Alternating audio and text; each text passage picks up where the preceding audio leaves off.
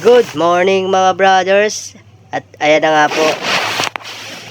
Sa umaga pong ito maglilinis po ako ng motor. Kasi po sarado pa po ang aking opisina. Opisina. Pakita ko na rin po kung paano ko po linisan ang aking motor. Pinupunasan ko lang po yan ng basang-basahan. Tapos maya-maya pa-follow up ko po na ng ng tuyo para at least mawala yung mga mancha-mancha. Ayun na nga po. Punas lang. Mga sulok-sulok. 4 months pa lang po tong si Klong-Klong sa akin.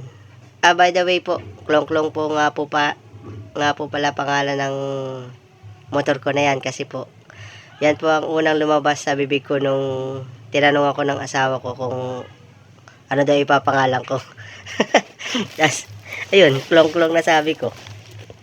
Yes. Ayun na nga po.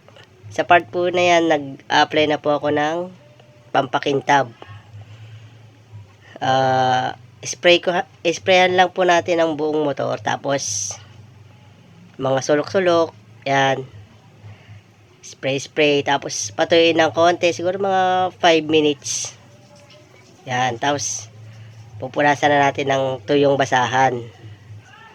Para makita yung lumabas yung kintab niya. Okay yung pang-spray ko na yan. Mga yan. Pwede sa matte, pwede sa glossy. At ayan na po. Nagpupunas na po ako na ng tuyong basahan. Tuyong basahan po yung ginagamit ko kasi po. Para po yung spray ko kanina, dumikit sa basahan tapos maikalat niya yung chemical na na in-spray ko para gumanda pa rin.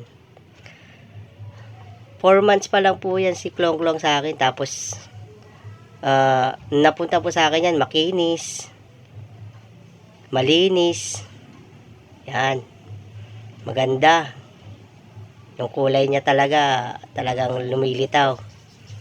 Tapos po ngayon ganun pa rin po, makintab at makinis. As ayan po. Pagtapos ko pong punasan ng tuyong basahan yan, tatakpan ko na po yan ng cover kasi po para hindi maalikabok. Kasi mamayang hapon pa po ako babiyahe ulit. Ibig sabihin maghapon lang po siya nandyan. Nasa gilid lang po ng highway yan. Tapos ayun na nga po, marami din mga daan na sasakyan na maalikabok. Tapos ayan na po, tatakpan ko na po siya.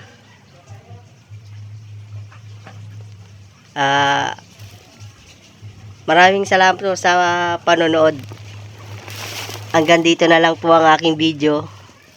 Sana po supportan nyo ang aking mga susunod pang mga video. Salamat.